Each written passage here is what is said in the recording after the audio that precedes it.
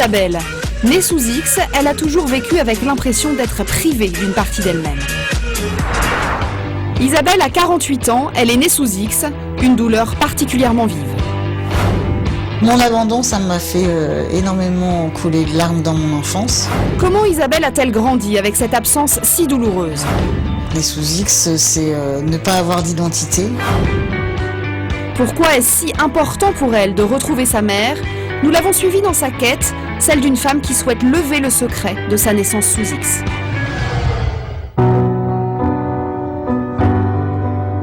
Isabelle, 48 ans, mère et grand-mère, a bâti sa vie auprès des siens sur des fondations quasi inexistantes.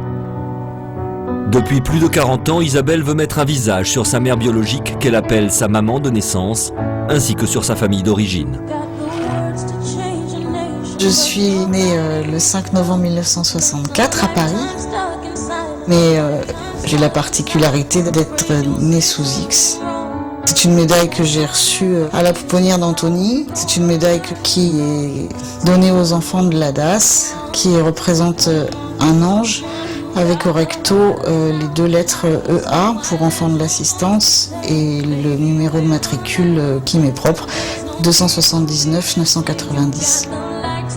Mais sous X, ça veut dire ne pas avoir été reconnu à la naissance par sa mère. Le nom des parents n'est nulle part. Donc né sous X, c'est ne pas avoir d'identité et c'est être abandonné dès la naissance.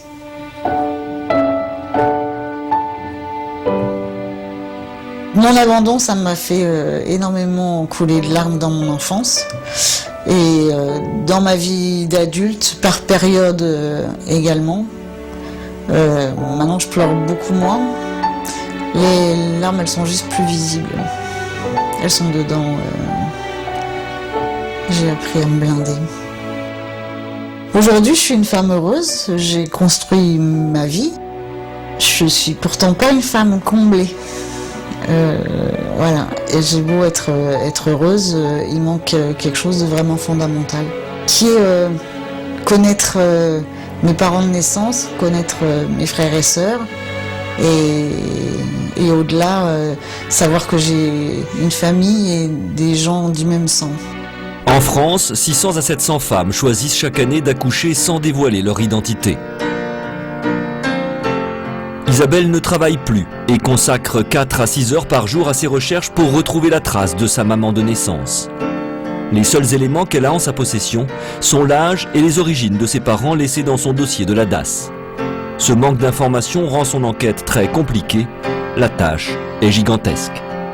Mère, 39 ans, taille moyenne 1m52, brune, origine bourguignonne, études, brevet d'études, employé d'administration, ça c'était sa fonction, et le père, 41 ans, 1m75, origine auvergnate et fonctionnaire supérieur. Et sur un autre papier, j'ai le fait qu'il était chef de division administrative. Les motifs de l'abandon: enfant né d'une femme mariée, mère de 2 enfants, et d'un homme marié de son côté et père de 3 enfants. Les conjoints ignorent la naissance, le mari de la mère se trouvant à l'étranger durant la grossesse. On ne peut pas être plus explicite. Les motifs, ils sont l'adultère. Ça, c'est le PV d'abandon, avec l'écriture de ma mère. C'est une recherche qui est monumentale. J'ai que 2 prénoms pour ma mère. Je suis même pas sûre qu'ils soient justes, ces prénoms. J'ai un âge, ce qui veut dire que je peux calculer une année de naissance à un an près. Moi, j'ai l'impression que pour l'instant, ma vie, elle est un hasard. Il faut avoir d'énormes coups de chance, mais il y a 500 000 choses à faire. Et c'est aussi la raison pour laquelle on peut avoir envie de baisser les bras, mais on se dit aussi que c'est jamais vraiment complètement fini. Cette recherche empiète même sur sa vie de couple. Arnaud et Isabelle se sont rencontrés lors d'une soirée il y a 20 ans. 18 mois plus tard, le couple se mariait. Merci.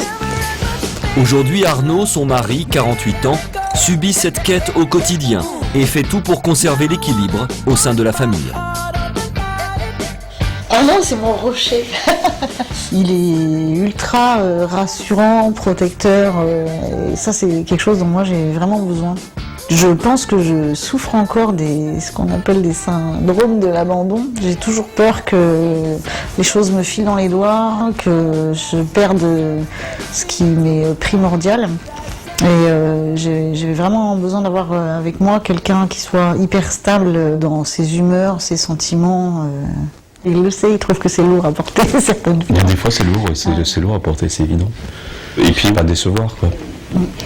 Toujours ce sentiment de pas décevoir.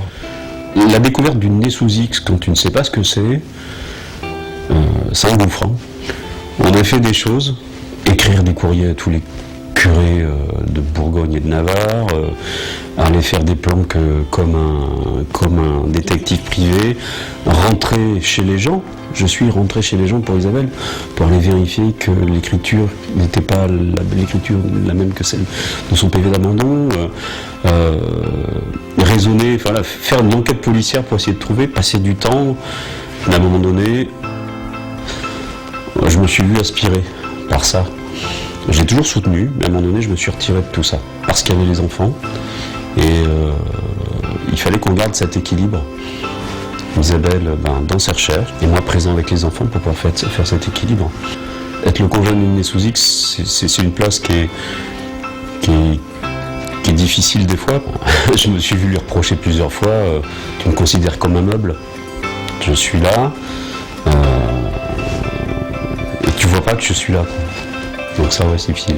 Excusez-moi, j'ai les yeux qui m'ont.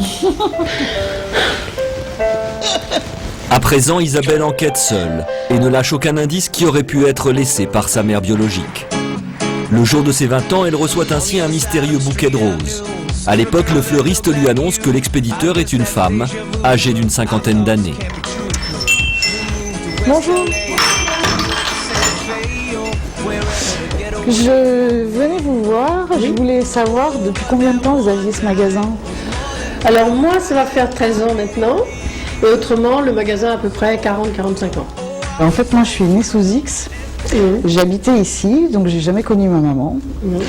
Et le jour de mes 20 ans, j'ai reçu un bouquet qui venait d'ici. J'ai reçu un bouquet de 6 roses comme ça, d'une personne qui est venue.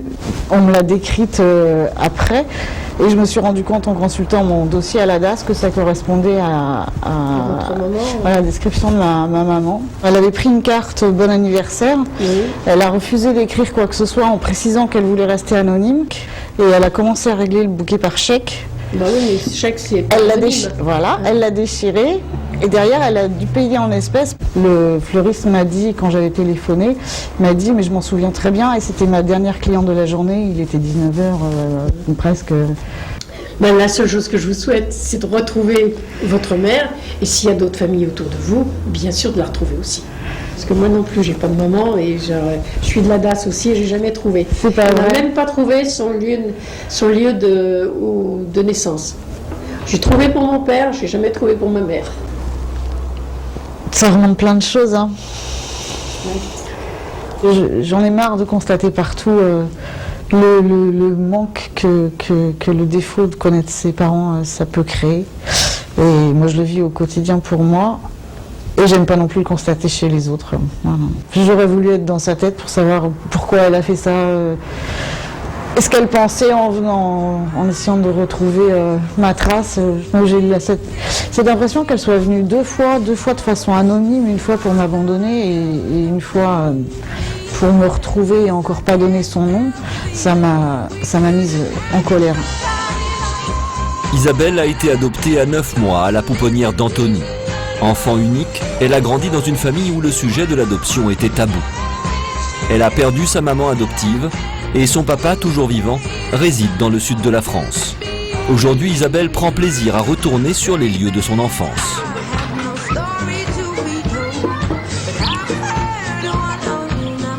J'allais au balançoire ici. Ouais. Alors oui, ça me rappelle évidemment plein de souvenirs. Et c'est vrai que je faisais plein de choses avec mes parents adoptifs.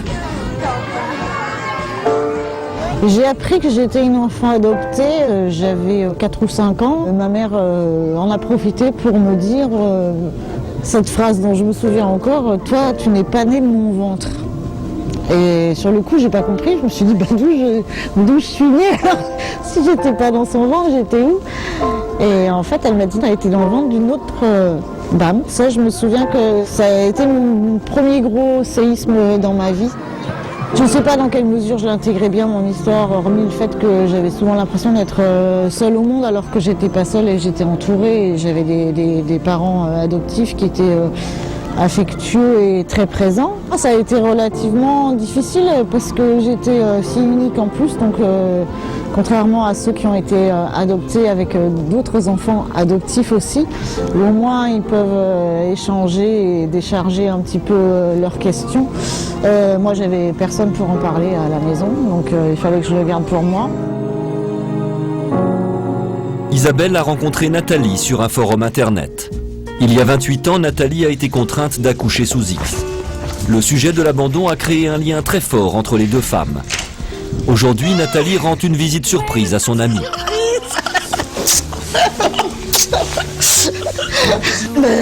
C'est une énorme surprise, c'est génial.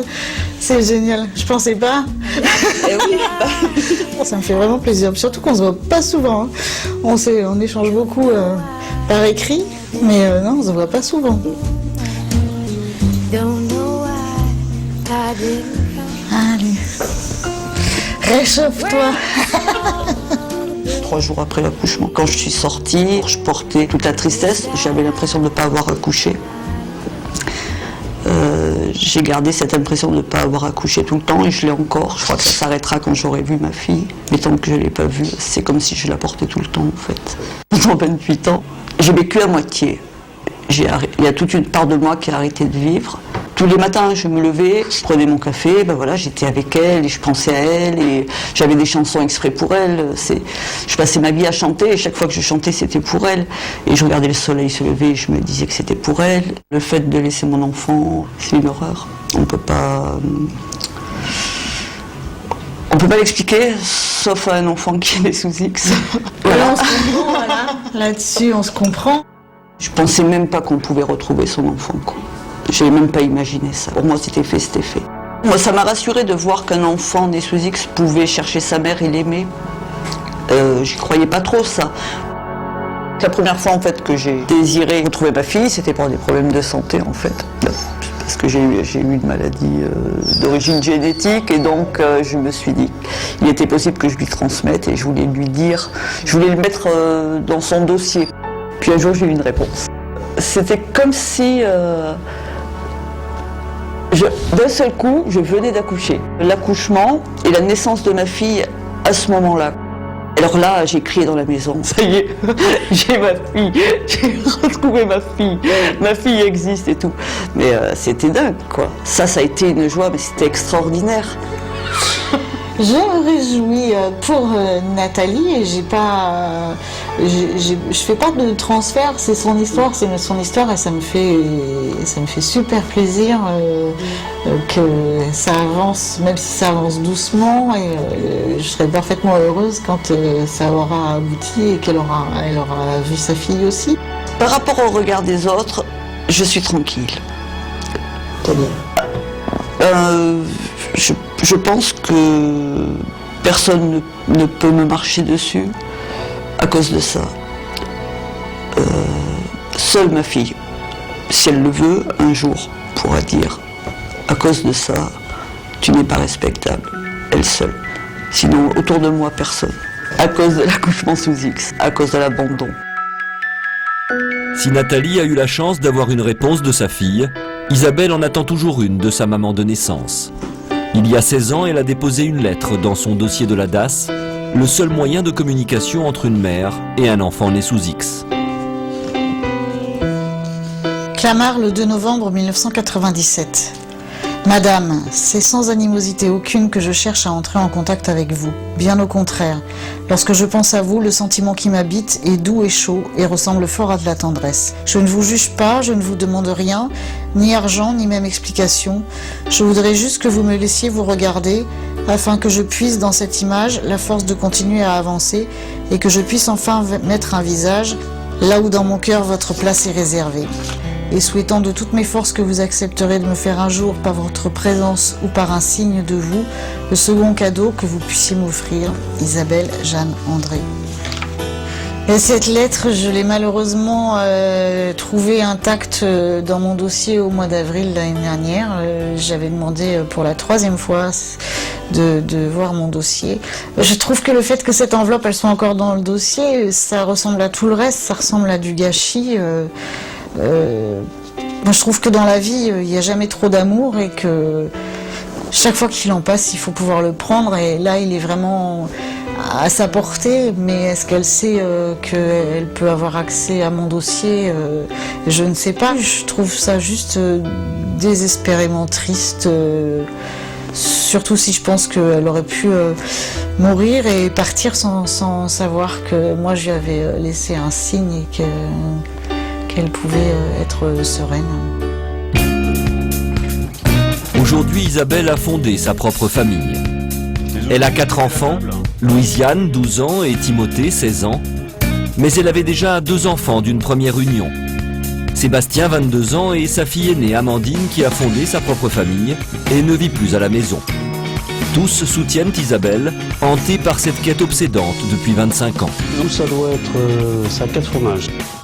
Et quand on est né sous X, le fait de pouvoir avoir des enfants, de compter sur eux, de compter sur son mari, d'être toujours là, enfin, je crois que ça n'a pas de prix. Je le comprends que, elle a besoin de retrouver des gens de sa famille. Et voilà, maintenant on a l'habitude, quoi. Des fois qu'elle soit un peu ailleurs en étant là. Mais bon. Je serais content qu'elle retrouve pour elle-même, en fait. C'est beaucoup de questionnements et j'arrive à comprendre que Sébastien, Timothée et Louisiane n'arrivent pas aujourd'hui à mettre des mots dessus, parce que peut-être ils sont pas parents à leur tour tout de suite. Peut-être qu'un jour ils auront un enfant, ou même quand ils seront en couple. Ce sont des questions qui viendront naturellement. Vous savez, vous êtes né à Clamart, vous savez qu'on y a vécu. Voilà, vos racines elles sont là. Maman, on ne sait pas. Oui, elle est née à Paris. Elle est née de qui, de quoi, pourquoi? Je trouve que j'ai des enfants qui sont hyper tolérants et hyper patients avec moi. Franchement, pour ça, je les remercie parce que je pense qu'ils ne peuvent pas complètement se mettre à ma place, mais je pense qu'ils font vraiment tout pour essayer et pour accepter. Ils sont vraiment chouettes. Des fois, ça le fait pas, quoi. Enfin, elle est sur son PC, elle est à fond dedans et on dit des trucs, elle fait pas attention, mais bon, c'est comme ça. Hein. Donc je lui souhaite beaucoup de courage dans ses recherches et voilà, j'espère qu'un jour elle y arrivera, quoi, qu'elle retrouvera sa mère. Qu'elle se donne pas tout se mal pour rien, parce que ça fait longtemps qu'elle cherche. Moi c'est pareil, je lui souhaite de retrouver sa famille. Est-ce que c'est important pour maman? Bah oui, c'est très important pour elle. C'est important pour elle.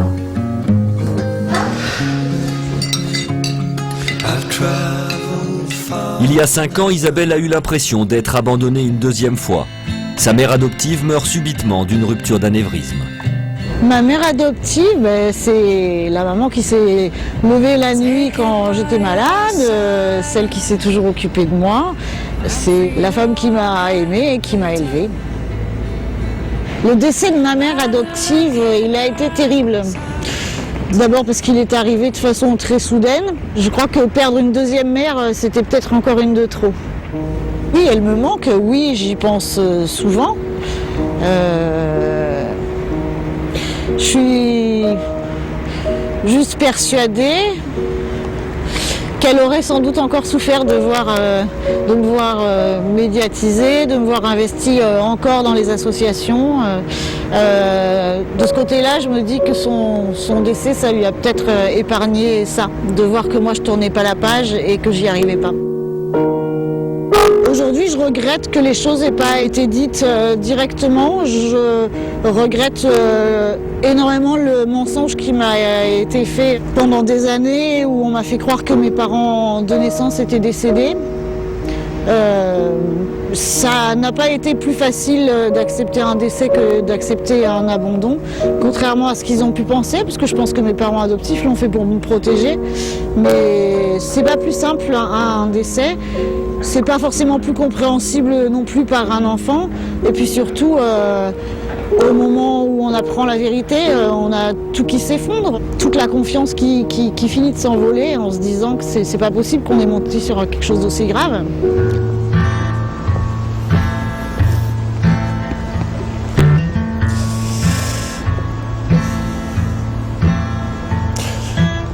Je mets ces fleurs dans la Seine. Je trouve que c'est une belle image et voilà, ce sont des fleurs du Sud pour ma maman adoptive.